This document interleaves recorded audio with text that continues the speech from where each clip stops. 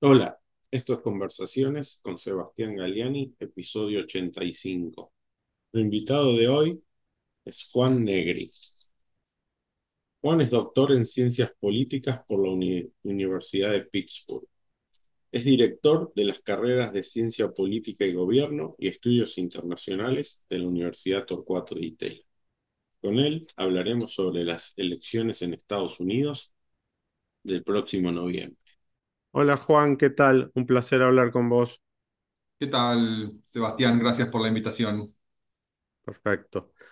Mira, antes de entrar a hablar de las elecciones en Estados Unidos y sus implicancias para el mundo y para Argentina, me gustaría que te presentes académicamente para la audiencia, ¿sí? Bueno, yo soy politólogo, tengo un doctorado en ciencia política en la Universidad de Pittsburgh en Estados Unidos. Soy ahora el director de la carrera de ciencia política de la Universidad Torcuato Di Tella en Buenos Aires, y también soy profesor acá. En general tuve una trayectoria más vinculada a sector público, a la relación entre el presidente y la burocracia, pero mientras estaba en Estados Unidos también hice cursos y un minor en política de los Estados Unidos, que descubrí mientras estaba allá como un área de interés, ¿no? Ujú. Y eso es un poco lo que ahora soy acá académico, digo, profesor, escribo algunos artículos, nota de opinión, ese tipo de cosas. Perfecto. Bueno, mira, claramente siempre una elección en Estados Unidos es importante para todo el mundo. Además, es una elección muy polarizada acá en Estados Unidos, con lo cual se la está viviendo intensamente la campaña. Y ha tenido la peculiaridad de que el incumbent, ¿sí?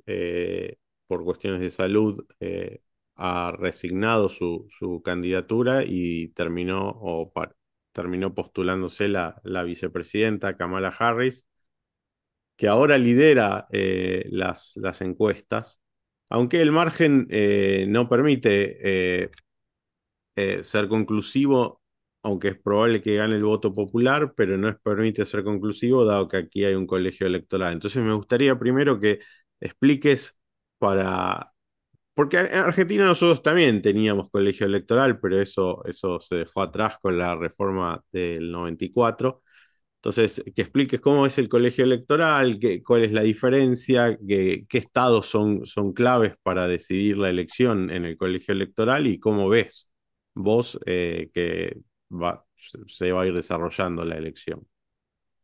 Bueno, perfecto. Sí, efectivamente, como decías en la introducción, Estados Unidos tiene un colegio electoral, una institución controversial, que funciona de la siguiente manera, que funciona distinto a lo que funcionaba en Argentina. En Argentina era un poco distinto, pero en Estados Unidos es el que gana un estado, aunque sea por un voto, se lleva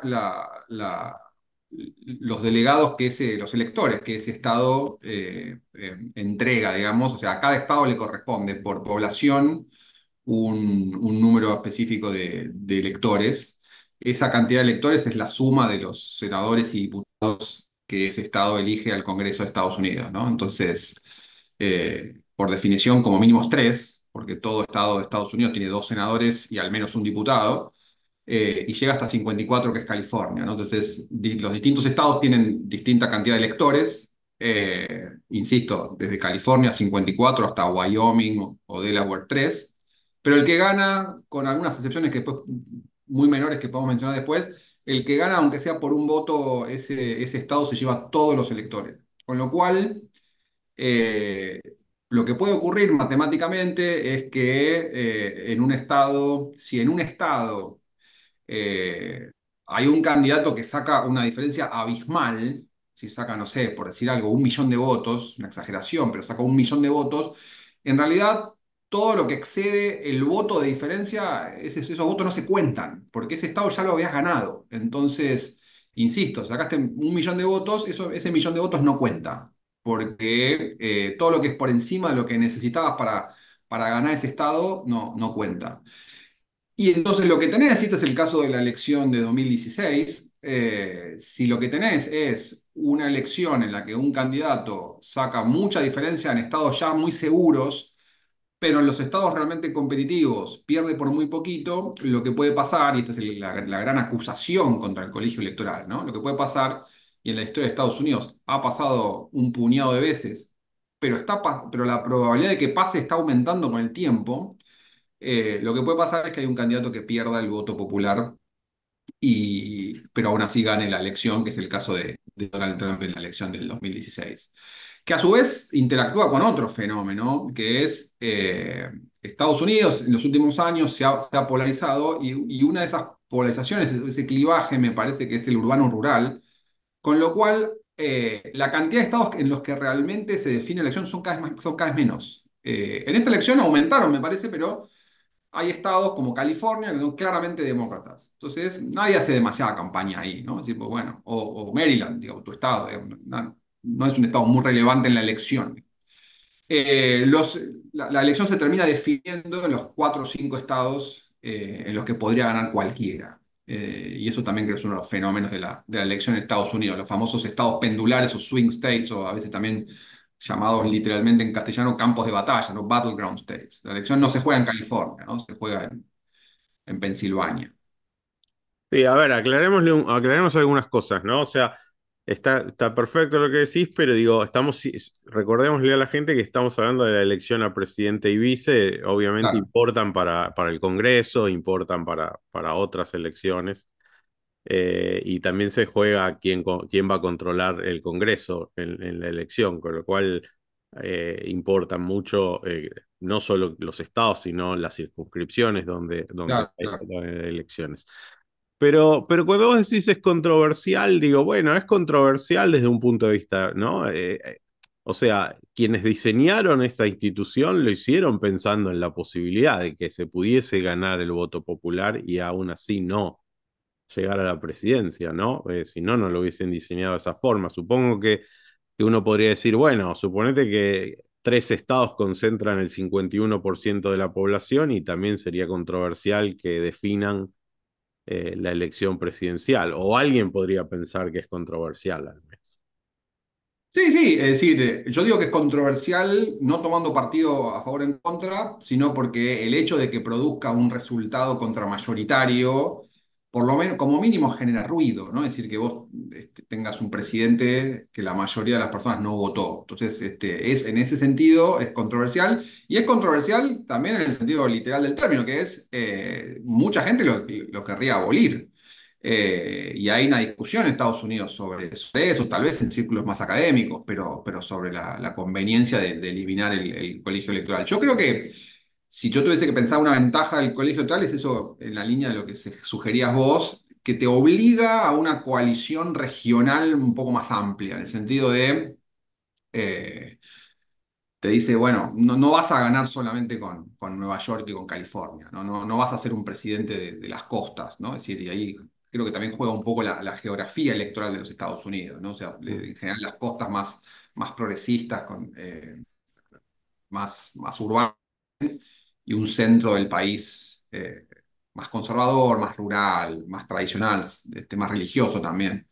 Eh, pero sí, en ese sentido, y los fundadores, me parece que también lo que pasaba, los padres fundadores de la Constitución de Estados Unidos lo veían también como cierta desconfianza a las mayorías populares, ¿no? Es decir, la Constitución de Estados Unidos es interesante porque experimenta con algo que podríamos denominar una democracia a fines del siglo XVIII, con Ujú. muchos problemas, porque obviamente había cuestiones raciales ahí jugando y el voto no era abierto a todos, pero también con una desconfianza a esa población, ¿no? Es decir, a lo que las mayorías populares podían llevar. Entonces, el colegio electoral también se empezó como un filtro, ¿no? Como un grupo realmente de gente un poco más ilustrada a la que finalmente iba a tener la responsabilidad de elegir al presidente.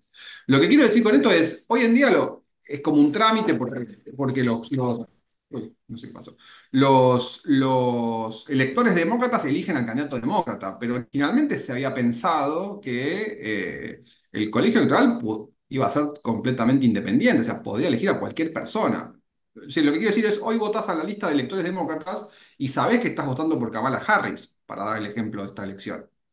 Sí, sí. Pero originalmente no estaba pensado así. Originalmente estaba pensado que los electores después iban a elegir una especie de headhunters, que después iban a elegir al que ellos quisieran.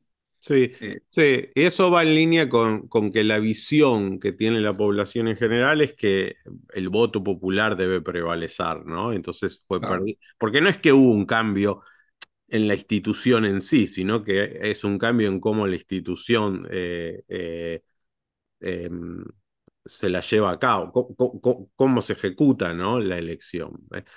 Acá Sí. en Argentina, si bien los colegios electorales, como vos señalaste, era distinto, un golpe duro para el colegio electoral en la opinión pública fue cuando la UCD y el menemismo decidieron cambiar la forma en que se elegía a través del colegio electoral tras una elección y le dieron la senaduría a un peronista, Vaca, en lugar de la Rúa, que era el que había ganado, y a partir de ahí de la Rúa ganó todas las elecciones hasta ser presidente, ¿no? Exacto, era la elección a senador por la ciudad de Buenos Aires. Vaca se queda con la senaduría, sí. Bien, volvamos entonces a Estados Unidos. Entonces está esta situación y entonces Kamala, si uno mira números, debería ganar por, siempre es una estimación, esto, una proyección, pero se dice, bueno, al menos por 4 puntos de diferencia para poder decir, bueno, es probable entonces que también gane en el colegio electoral, aunque no es seguro, ¿no? Porque depende cómo estén distribuidos. Pero bueno, eso es lo que hoy se discute en Estados Unidos. ¿Vos cómo ves que se va a ir desarrollando? ¿Qué pronósticos tenés? Bueno, sí, exactamente. Para empezar, lo primero que diría, esta es una campaña que ya era bastante peculiar por muchas razones, ¿no? Una campaña en que era la primera vez que pasaron una serie de cosas. Primero estaba la candidatura de Trump, ¿no? Entonces, es la primera vez en mucho tiempo que un presidente decide volver a competir luego de haber perdido su reelección. En Estados Unidos, como sabemos, muchos saben, hay un límite constitucional de 2 mandatos, límite que además no se va luego de que tuviste una fuera. Es decir, en Argentina, por ejemplo, vos podés volver a presentarte después de un mandato fuera del poder, pero en Estados Unidos no, son 2 mandatos y ya te vas a tu casa. Y lo que venía pasando en el siglo XX, en buena parte del siglo XX, es los presidentes que gobernaban un mandato y perdían su elección, su reelección, después, bueno, se retiraban, era como que, bueno, ya perdí mi oportunidad, etcétera. Y acá tenemos a Trump que se vuelve a presentar, ¿no? Con lo cual y podría haber sido la primera vez desde el siglo XIX que un presidente gobierna 2 mandatos no consecutivos, desde el presidente Cleveland, ¿no? A fines Ujú, del siglo XIX, que efectivamente es el único hasta ahora que gobierna 2 mandatos no consecutivos. Después tenemos el atentado también contra la vida de Trump, que creo que ilustra un poco una situación de polarización y de violencia que está en Estados Unidos, que por cierto no es generalizada, es decir, no es un país que yo creo que esté atravesando oleadas de violencia como, no sé, América Central, por decir algo, pero sí que está experimentando niveles crecientes de antagonismo y polarización política. Y después tenemos como mencionabas vos en la introducción, la anomalía de un presidente que gana el proceso de primarias de su partido, y acá podemos abrir otra puerta, que es cómo se eligen los candidatos en Estados ujú, Unidos, que también es bastante peculiar, no en todos los países es tan común ese famoso sistema de primarias. Un presidente que ya había ganado, ya había atravesado ese proceso, ya había ganado, se tiene que bajar por la presión en parte de su propio partido, mayormente de su propio partido transformándose en un presidente de un solo mandato que voluntariamente decide no competir. Y un caso similar hay que remontarse hasta de vuelta al siglo XIX, donde el presidente Hayes, Rutherford Hayes, decide no competir, o Hayes, decide no competir por un segundo mandato. Tenemos casos en el siglo XX de presidentes que pudiendo competir deciden no hacerlo. El último es Lyndon Johnson en 1968. Pero en ese caso él también completa, como vicepresidente, completa el mandato del presidente anterior, en este caso de Kennedy, con lo cual habían gobernado más de 4 años, ¿no? Entonces había un desgaste mayor. Acá, un caso, digo, insisto, similar de solo 4 años, eh, hay que remontarse al siglo XIX. Entonces, la salida de Biden también yo creo que es un evento poco común y que es la primera vez que pasa, ¿no? Por supuesto, como vos decías, las elecciones en Estados Unidos tienen cierto nivel de incertidumbre. Yo creo que es una elección que hoy está muy, muy cerrada, en parte por esto, porque la diferencia que cada candidato tiene en los estados competitivos es tan baja que lo que podría tener pasando es que uno de los dos candidatos termine ganando más estados competitivos de lo que uno pensara, entonces termina siendo una mayoría mayor en el colegio electoral. Pero bueno, es una elección muy incierta. Yo creo que la certeza que tenemos es una elección mucho más cerrada de lo que parecía hace un par de meses. Y en esto, la llegada de Kamala Harris a la fórmula, digamos, o a encabezar la fórmula, cambió la narrativa de la elección. O sea, eso es una certeza. Es decir, no sabemos cómo va a salir, pero hoy lo que sabemos es que la narrativa cambió. Los demócratas pueden ganar, algo que hasta hace poco se pensaba que no podían. Y yo creo que es muy probable también que los demócratas ganen los votos. Es decir, yo creo que ese escenario es un escenario muy probable. O sea, no sé si van a ganar la presidencia, eso está mucho más todavía impredecible, todavía mucho más impredecible, pero la probabilidad de que Kamala Harris saque más votos que Trump yo creo que es muy alta. Y eso tiene que ver con cómo se distribuye el voto en Estados Unidos hoy.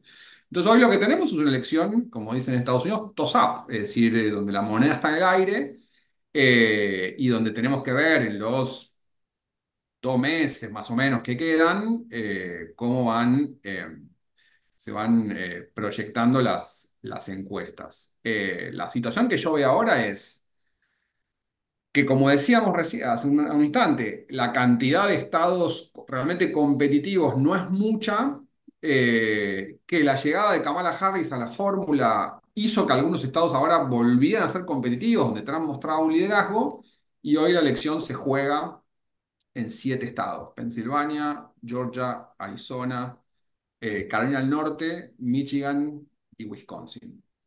Nevada creo que también está ahí. Entonces, y hoy con todas las notas al pie que podemos poner sobre el tema de las encuestas, porque hay una serie de problemas, hoy el consenso es que Kamala Harris está un poquito más arriba que Trump en alguno de esos estados, lo cual la llevaría a tener los 270 votos que se necesitan para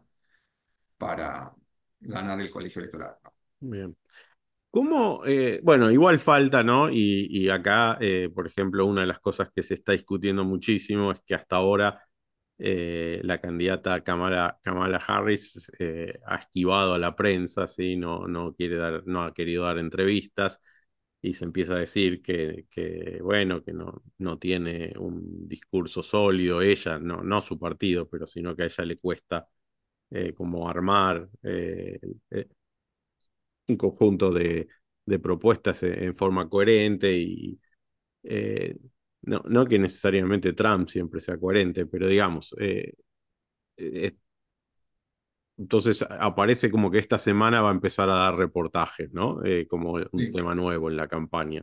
¿Crees que esas cosas importan o no importan mucho? Creo que, no, creo que importan. Creo que importan. Como pasa con algunas cosas, importa más cuando salen mal. Cuando Mm, salen bien, no es que finalmente terminás teniendo un ímpetu en las encuestas muy notorio, pero si salen mal te pueden costar. Un ejemplo son los debates. Es decir, el mm, consenso académico de los debates presidenciales es que no importan, a menos que sea un desastre. mm, Y digo, uno puede tener distintas opiniones, pero por lo menos para el juicio de muchos actores en Estados Unidos, el debate de Biden y Trump hace 2 meses fue un desastre, ¿no? Es decir, sí, el sí, sí. presidente Biden perdido, con la mirada perdida, en algún momento confundiéndose las respuestas, bueno. Entonces, recuerdo yo una lección. Déjame que no, yo lo vi y no solo fue un desastre, sino que fue triste, ¿no? Uno Sí, sí, se le sí, tiene sí. cierto afecto a Biden, decía, ¿por qué hay que exponerlo de esta forma, ¿no?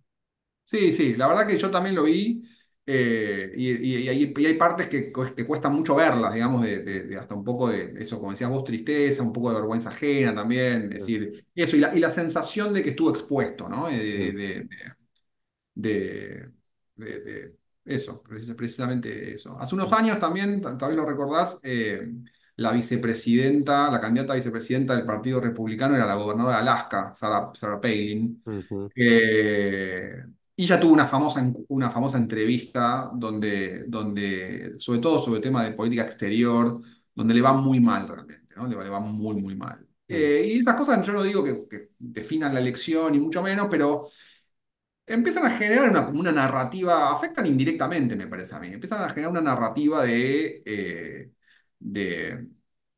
bueno, esta persona está capacitada, etcétera. Y yo creo que en esa elección del 2008 algo de eso jugó. Y bueno, ni hablar lo que acabamos de decir, ¿no? Biden fue una cosa fundamental. Si bien Biden no baja tanto en las encuestas significativamente, eh, lo que se ve es que en los estados competitivos, donde finalmente podés hacer la diferencia, estabas más abajo. Entonces yo creo que ahora, como decías vos, Kamala Harris, creo que en conjunto con su candidato a vicepresidente, el actual gobernador de Minnesota, van a dar juntos una entrevista para la televisión. Y sí, y si realmente al final del día la entrevista funciona mal porque cometen errores gruesos o alguna de estas cosas que mencionábamos recién y podemos decir, bueno, les fue mal, podrían tener un efecto. Yo creo que podrían tener un efecto.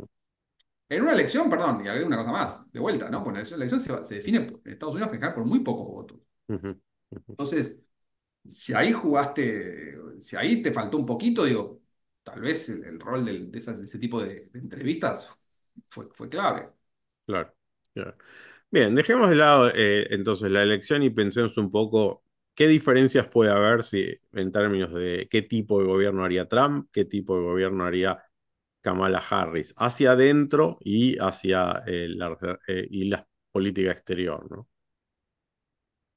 Bueno, la ventaja de Trump es que ya lo conocemos. Ujú, Entonces, uno podría pensar que más o menos tanto para adentro como para afuera, un gobierno de Trump sería en líneas generales similar. Por supuesto, los contextos cambian y ningún gobierno es idéntico y las segundas partes nunca son buenas, también dicen algunos.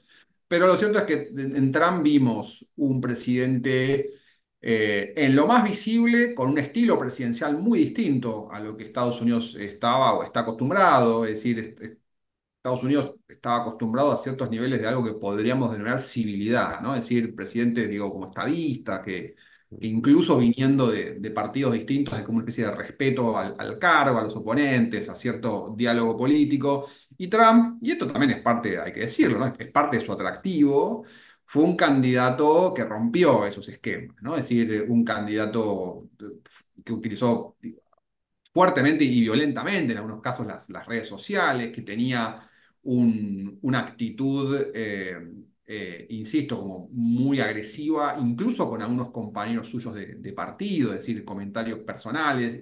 Esto, ujú, insisto, digo, puede parecer una pavada o un detalle, o tal vez incluso en América Latina estamos más acostumbrados, pero para lo que era, insisto, ¿no? El clima político de Estados Unidos, yo creo que fue algo novedoso de vuelta, atacando personalmente a las esposas de algunos de sus correligionarios, incluso rompiendo relaciones con lo que podemos decir el establishment de su propio partido, la familia Bush, por ejemplo, digo, comentarios muy críticos, él termina sin ir al funeral del presidente Bush padre, que se muere durante su mandato, es decir, bueno, y esta cosa de redes sociales, ¿no? Es decir, de un presidente con rasgos populistas, ¿no? Cercano a sus seguidores, siempre buscando esa conexión personal, que tendrá aspectos también positivos, porque la buena parte de la población lo sentirá como algo, como Pero, algo. pero es característico, ¿no? Ahora, digamos, fue quizás pionero, pero digo, ahora que hemos visto otros candidatos, incluyendo al presidente Milei, Digo, es característico del candidato que surge de las redes sociales, ese tipo de Sí, sí, sí, perfil. estamos, definitivamente. Yo creo que el efecto redes sociales es muy visible en Trump y es muy visible en como decís vos, políticos en Brasil, en Argentina, que abiertamente además se Ahora, identifican con ese liderazgo, ¿no? lo que sí yo creo que es interesante y que hay que humildemente reflexionar más es, perdón, pero tengo un problema con la cámara y se me apagó. Es esta cosa de que a la vez se dice como que los votantes o los simpatizantes de estos candidatos, un atributo que le ven es que los ven naturales, más cercanos a la gente, ¿no? Y Exacto. uno piensa, está bien, debe ser así, pero entonces la gente tiene mucha belicosidad, ¿no? Porque si los sienten más cercanos y más naturales a, a los políticos tradicionales que por ahí trataban de ser más, mantener más las formas, ¿no? Hay algo ahí y- para pensar, ¿no? Porque realmente está diciendo, no son outliers, No, no, no, son no. parte de lo que es la sociedad. No, no, definitivamente. Y en el caso de Estados Unidos, creo que es también un punto de llegada de muchos años de polarización política en la que las posiciones de los dos partidos se fueron alejando. Cuando el consenso académico es que en los años 50, 60, los dos partidos tenían muchos puntos de contacto en política pública, digamos. Es decir, y la identidad partidaria no explicaba tanto como explica ahora posiciones políticas. ¿Esto qué quiere decir? Quiere decir que hace 30, 40, 50 años, tal vez vos te identificabas como republicano y eso explicaba en ese momento menos de tus posiciones políticas que hoy. Mientras que hoy, si vos sos republicano, yo casi con una certeza muy alta puedo decir cuál va a ser tu posición en un montón de temas, ¿no? En cuatro o cinco temas súper importantes. Solo sabiendo si vos sos demócrata o republicano o a quién votaste en la última elección, yo puedo predecir qué pensás sobre la tenencia de armas o el rol de la religión en la política, etcétera. Entonces, como que en inglés el término se usa sorting, ¿no? Es decir, que ahora los votantes se ubicaron correctamente en los partidos de acuerdo a sus posiciones y que hoy la identificación partidaria explica más. Y yo creo que Trump es un resultado, no solo una causa de eso también, ¿no? Es decir, Ujú. de una manera de entender la política mucho más polar. Pero dentro de los demócratas no está más dividida la cosa, como que está toda la parte más como woke. Sí, sí, yo creo que el Partido Demócrata es un poco más, el rango es un poco más, el rango de política pública, de ideológico es un poco más amplio. Mm, Mientras que el Partido Republicano yo creo que es un poco más, está más concentrado y el republicano moderado, lo que en algún momento se llamaba Rockefeller Republican en Estados Unidos, un republicano de la costa este, digo, fiscalmente conservador, pero que no se metía mucho con las cuestiones sociales o morales. Eso tiende a desaparecer, ¿no? Tiende a desaparecer. Mientras que, como decís vos, el Partido Demócrata tiene estos candidatos más centristas, Biden es un ejemplo, también un poco por edad también, ¿no? Pero un tipo eh, definitivamente no un extremista y las alas más woke, o en algunos casos más izquierdistas, es decir, Bernie Sanders, Ocasio-Cortez, claro. la diputada por Nueva York, es decir, ese ala también se ha hecho más se ha aparecido en el partido, que es un partido que además le cuesta históricamente, hace dos o tres elecciones que esa división interna del partido está presente, ¿no? Entre las alas más de izquierda y más centristas.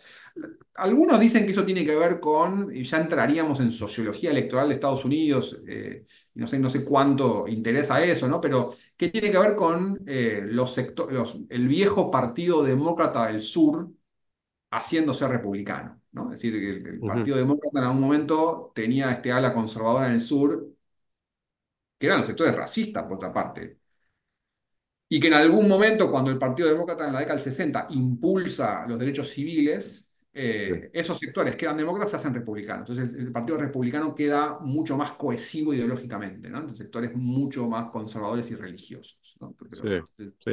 esa Yo creo que es política así, yo creo que pasó eso, que hay dos grandes cambios, ¿no? Uno a fines del siglo XIX y este que es posterior a los 60. O sea, hay dos grandes claro. reperfilamientos geográficos y de posicionamiento de políticas de los dos grandes partidos americanos. Exacto, exacto. Y es muy interesante porque si alguno, digamos, algún tipo de consumo cultural sobre esa época, la película Lo que el viento se llevó, si uno ve las películas de Martin Luther King, Selma, o sea, las que Ujú, tienen que ver con ese periodo de Estados Unidos, lo que ve es que el partido racista en el sur es el Partido Demócrata, y hoy el Partido Demócrata en general es el partido que recibe el voto de los afroamericanos, ¿no? Entonces, el partido que libera a los esclavos es el Partido Republicano, y hoy, de vuelta, ¿no? El partido que está considerado el partido más cercano a las posiciones de las poblaciones afrodescendientes es el Partido Demócrata. ujú, Y eso es muy interesante de la geografía electoral de Estados Unidos. ujú, Pero ujú. bueno, digo, volviendo un poco a la pregunta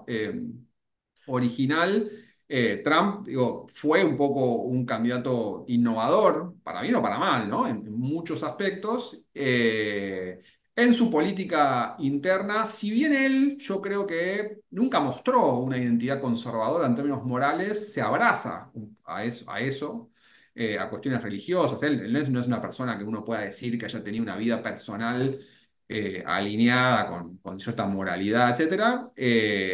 Pero Bastante. busca el voto ahí, digamos. Sí, sí. Entonces él se identifica muy Pero claramente para, ahí con. hay una cosa importante que te quiero preguntar. Está bien, o sea, lo conocemos, esperamos el mismo estilo, Sí, sí. pero Pero Trump aprendió una cosa a lo largo de su gobierno y creo que esto es algo muy importante en Argentina. Él llegó como un outsider, pero no, se dio cuenta que trató y no podía gobernar como un outsider. O sea que terminó gobernando con el Partido Republicano, tratando de ponerlo a sus pies, pero eso es un toma y daca permanente, ¿sí? Eh, Ahora va a volver ya sabiendo eso, o sea que uno esperaría que sea más efectivo, pero también que esté más limitado, ¿no? Porque al final el partido te limita. Sí, ahí hay algo interesante que es el partido te limita, pero hasta ahora no sé si ocurrió tanto. Es decir, los grandes líderes del partido, incluso los que lo habían criticado, como existe en la base del Partido Republicano un grupo bastante ferviente de seguidores de Trump, yo creo que incluso sus críticos internos tuvieron que trumpizarse, para llamarlo de alguna manera, mucho más de lo que ellos hubiesen querido. Y eso se notó en la convención. Es decir, en la convención republicana hace un par de meses, candidatos que lo habían criticado muchísimo se vieron como obligados a decir, bueno, yo lo critiqué mucho a Trump, pero la verdad es que Trump hoy es el que nos representa, Nikki Haley, por ejemplo, No, no, te entiendo, pero por ahí no expresé bien mi pregunta, pero eso sigue siendo como el discurso, la política, pero el día que hay que ir y pasar una ley, como por ejemplo sí, sí, no. cerrar la economía, ¿lo van a acompañar? Hasta ahora no, digamos. Sí, no, hasta ahora no. Hasta ahora no. Y la verdad es que la política, si uno mira los resultados de política pública de Trump durante su gestión, que además, bueno, por un poco por lo que estás diciendo vos, no dependen solamente de él. Estados Unidos es un país es decir, división de poderes funciona muy bien.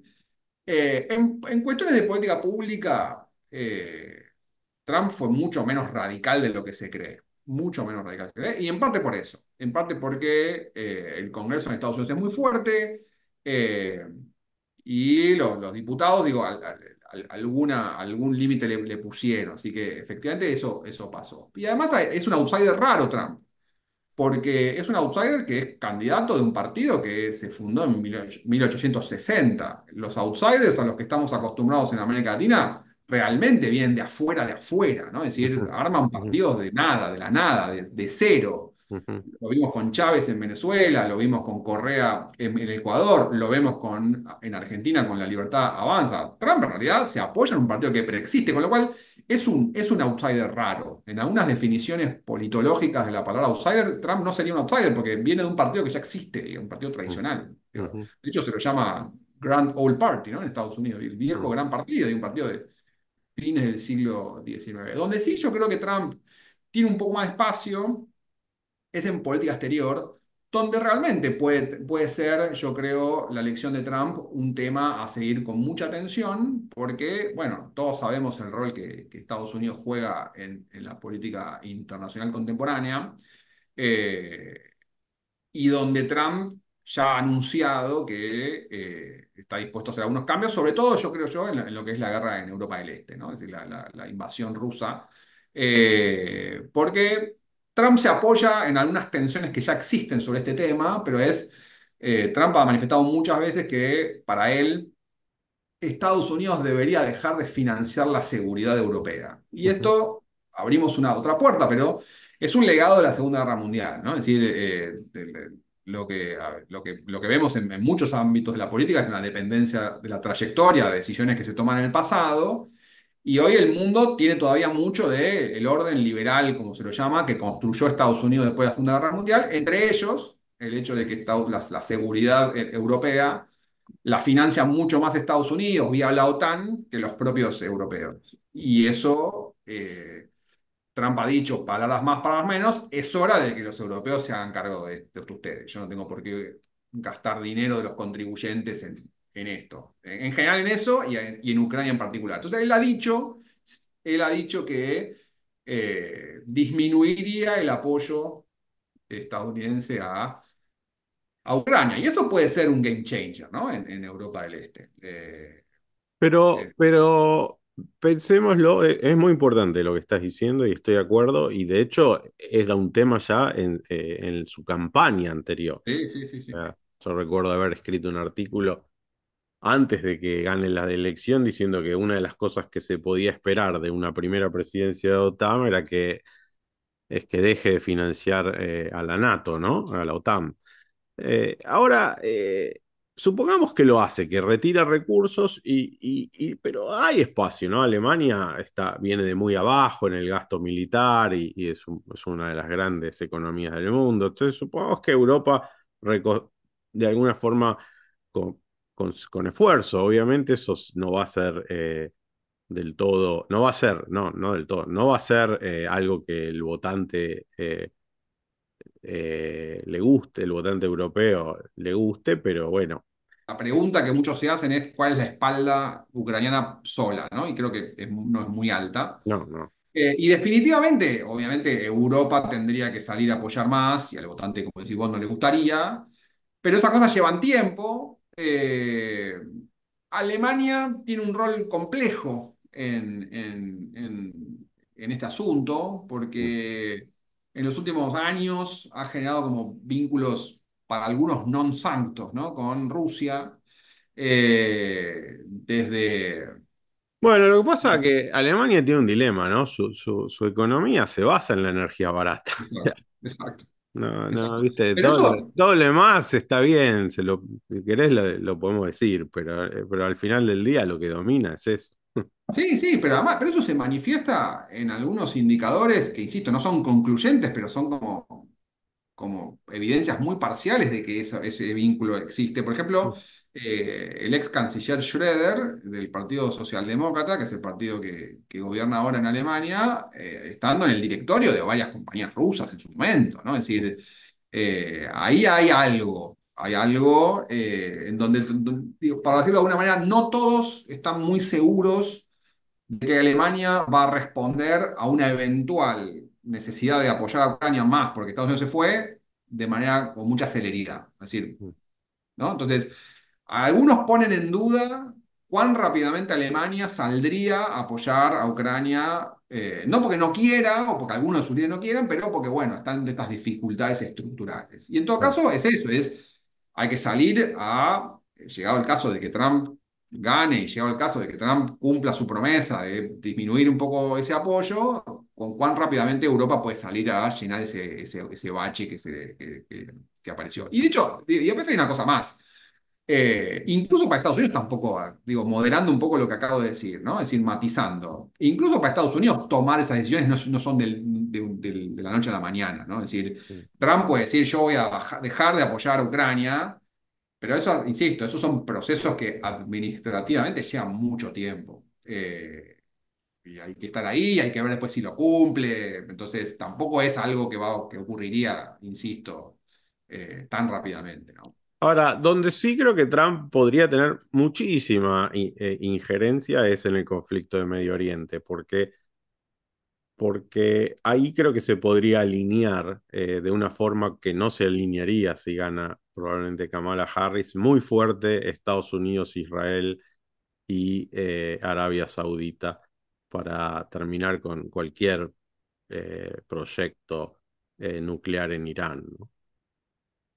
Sí, y ahí hago un poquito, agrego una cosa más, ¿no? Es decir, para darle un poco de contexto. La cuestión de la guerra en Medio Oriente es un tema que en la elección de Estados Unidos, bueno, obviamente vos lo sabés muy bien, tiene presencia, ¿no? Tiene presencia. Por muchas razones. Primero, porque Estados Unidos, como hegemonía mundial, tiene algo que decir en casi todos los conflictos mundiales, pero además porque es un tema cercano a buena parte, a alguna parte del electorado históricamente.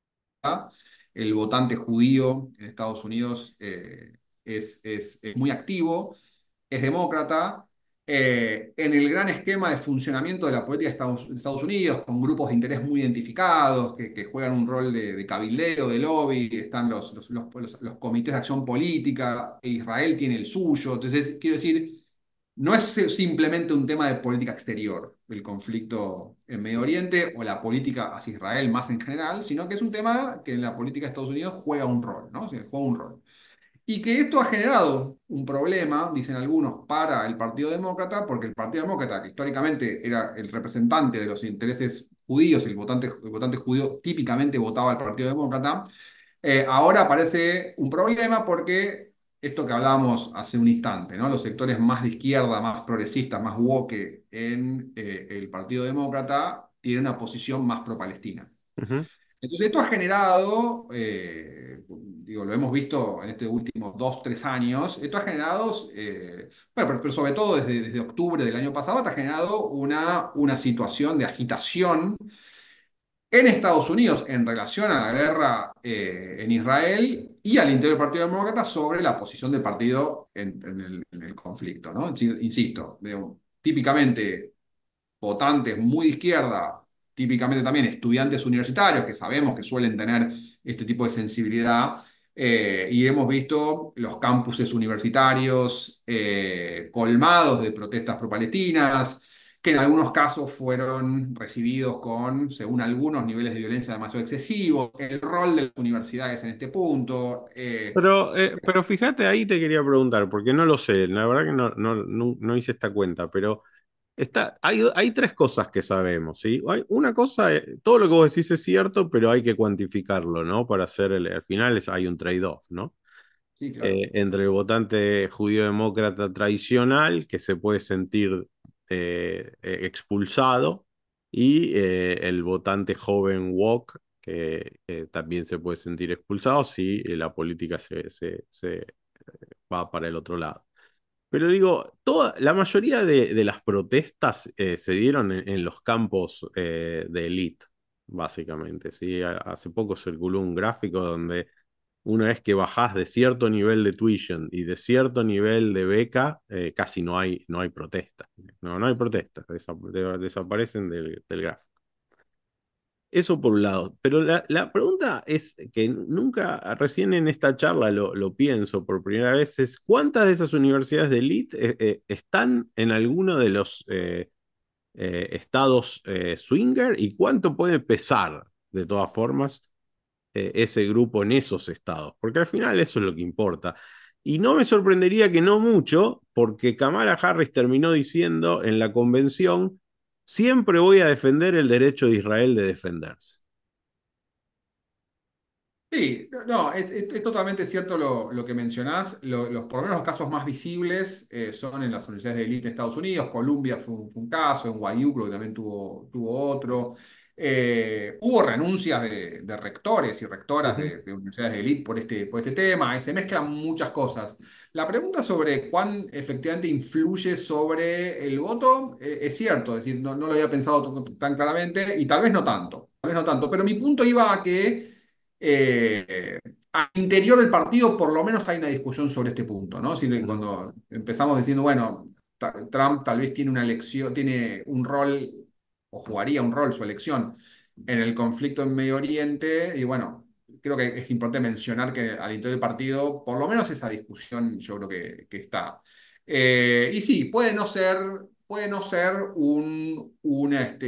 algo que determine la elección, pero habiendo que pensarlo un poco más, viendo bien dónde fueron las protestas y los estados competitivos, en una elección que podría terminar definiéndose por pocos votos, yo creo que por lo menos es un tema a prestarle atención, ¿no? Si hay un segmento del el electorado demócrata o que votaría eventualmente demócrata muy joven, alienado con la posición del gobierno en la guerra en Israel, bueno, podría terminar teniendo un efecto más importante del que merece. No sé si se entiende lo que quiero decir, ¿no? Es Puede decir, ser, puede ser. políticamente, Yo creo que lo que sí para mí está claro es que si Trump gana, la política exterior va a ser mucho más clara y fuerte que pro-Israel, si sí, no. Sí. pro-Israel. O sea, recordemos también que del primer gobierno, Trump tiene una postura, una posición bastante pro-Israel. No, no, y eh, y además sería la culminación de los pactos de Abraham, que es su política exterior. ¿Sí? Sí, sí, exacto, exacto, exacto. Y eso, podría decir, una posición tan cercana a Netanyahu y a Israel podría terminar teniendo un efecto, sí, yo creo que tendría un efecto en el conflicto, es decir, posible también alienando a algunos actores de Medio Oriente, ¿no? Porque sabemos que Estados Unidos cuando se mete ahí también genera como una especie de identidad anti-norteamericana, más pro-árabe, llamémoslo así. Entonces podría terminar polarizando el conflicto, efectivamente, en Medio Oriente y además, bueno, tal vez la contracara de lo que decíamos recién en Ucrania, tal vez apoyando militarmente mucho más, con lo cual elevando los niveles de involucramiento estadounidense en ese conflicto, ¿no? Eso es lo Sí, que... sí, sí. A mí no me extrañaría que se forme una coalición muy, muy fuerte entre Israel, Arabia Saudita y Estados Unidos contra el régimen de Irán. Eh, Sí, sí, sí, y, sí. y- Que a todo esto, con el régimen de Irán, Estados Unidos durante Trump también fue un cambio de política con respecto a Obama, que Obama tenía un acercamiento eh, más paloma, como se dice a veces, ¿no? Es decir, más amistoso con Irán. eh, y bajo Trump ese vínculo se deteriora bastante, ¿no? no, no, por supuesto, pero es que esa es la base de los pactos de Abraham, es el hecho de que los países árabes, sunitas, ricos, tienen un conflicto con Irán, dicen no podemos confiar en Estados Unidos. Fíjate Y lo de no. la política de Obama. Acá el único que podemos confiar que siempre va a ir a la guerra cuando haya que ir contra Irán es Israel. Entonces tenemos que aliarnos con Israel. Sí, Eh, sería un cambio significativo, creo yo, en Medio Oriente, porque, bueno, Arabia Saudita, que decíamos recién que en muchas cosas es muy cercano a la política de Estados Unidos, no deja de ser un país árabe, ¿no? Entonces, y que me parece a mí que ha tratado, pues es una impresión, digo, pero ha tratado de no jugar tan fuerte en este conflicto, ¿no? Hasta ahora, pero bueno, podría cambiar. no, hasta ahora, pero ha dicho dos cosas fuertes, me parece a mí. Ha dicho tres cosas importantes. Una, no vamos a permitir que ningún misil de Irán Pase por pase territorio por árabe. nuestro espacio aéreo. El régimen iraní es comparable al régimen de Hitler, lo cual me parece Sí, muy sí, fuerte. sí, Y tercero, cuando termine el conflicto con Palestina, en la medida en que haya un camino hacia los dos estados, no que al otro día lo iba a haber, un camino, vamos a firmar nuestro tratado de paz con Israel. O sea, están sí, sí, es mostrando la significativo. cercanía, ¿no?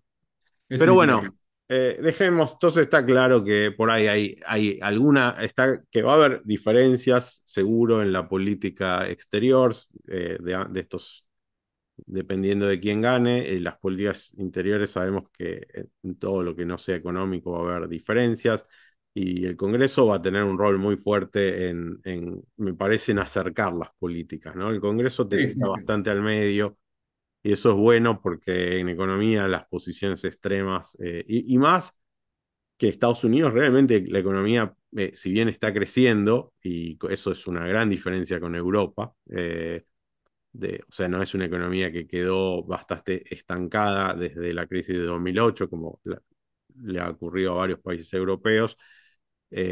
Aún en la punta del boom económico, tiene un déficit de 7 puntos del producto, o sea que Sí, sí, tiene un sí, sí. problema fiscal muy fuerte. Y de nuevo, los votantes no quieren saber nada, ni con mayores impuestos, ni con hacer el ajuste fiscal. Claro. Y si algo quieren es más gasto en políticas contra el cambio climático, más gasto social, y además Estados Unidos está gastando muy poco en armas para ser una potencia mundial que quiera tener injerencia en lo que pase en Taiwán, en lo que pase, aún se quiera bajar el gasto en la NATO, igual eso no es significativo, ¿no? En el presupuesto. O sea, Estados Unidos llegó a gastar de 7, 8 puntos del producto y está gastando 3, o sea Sí, que sí, sí. realmente es un gasto bajo. Terminemos hablando de, bueno, ¿cómo importa para Argentina, no? Porque yo creo que el gobierno argentino tiene bastantes expectativas, ha mostrado su simpatía por el presidente Trump, y creo que piensa que es mejor para Argentina que gane Trump, y yo creo lo contrario. Y te digo por qué y después te escucho a vos. Y yo creo que no entiendo por qué al presidente Milei le serviría formar parte de este grupo político en el cual él habría un presidente que tiene el mismo estilo que él y que es más importante en el mundo, ¿no? O sea, para empezar. Segundo, creo que el presidente Milei se ha declarado claramente una persona liberal, bueno, libertaria incluso, cuando el presidente Trump no es liberal, digamos, en lo económico. Y como vos señalaste, no está claro que apoyaría a Ucrania cuando el presidente Milei le ha dado todo su apoyo a Ucrania. Yo veo muchos lugares de conflicto. Por ejemplo, las propuestas económicas de Trump de subir las tarifas a las importaciones. No entiendo en qué punto se ayudarían a Argentina. Entonces, ¿qué es cuál es, por dónde es que va a venir esa ayuda? Entonces te dicen, bueno, porque va a facilitar el acuerdo con el fondo. Mira, el acuerdo con el fondo, si Argentina adopta una política cambiaria razonable, va a estar con Trump o sin Trump. Y si no la adopta, no va a haber acuerdo con el fondo. Con lo cual, la verdad es que yo no tengo esa visión. ¿Cuál es tu visión?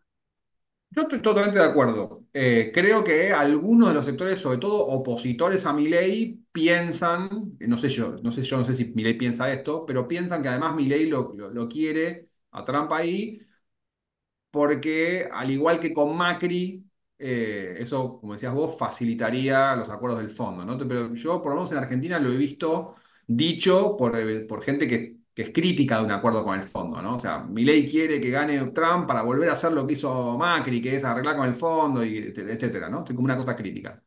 Yo creo que en Milei realmente hay afinidad ideológica, es decir, él se considera cercano ideológicamente a Trump. Una parte de lo que es la gran coalición mileísta se identifica con el trumpismo.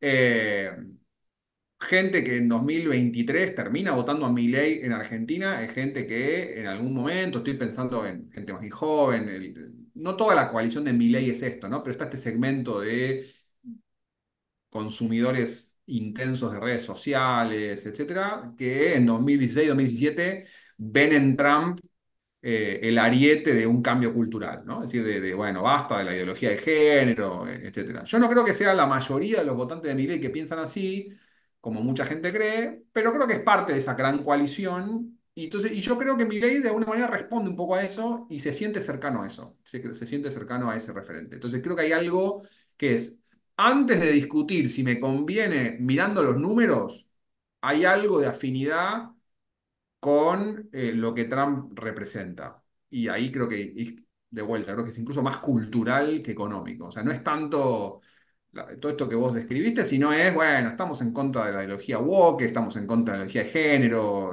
Make Argentina Great Again, ¿no? Se fueron a dar un abrazo en algún momento. Milei le da mucha importancia a eso. Milei ha ido un par de veces a Estados Unidos a tener estas reuniones con estos grupos conservadores, incluso al principio de su administración se juntó con Trump, etcétera. Yo creo que hay un primer plano que es realmente ideológico, realmente desde sentimental hasta, digamos. Es decir, que no va tanto a los números, sino a la afinidad ideológica. Está Y bien. después, efectivamente, a la hora de los números, no es tan conveniente un gobierno republicano, que suelen ser más proteccionistas, Ujú.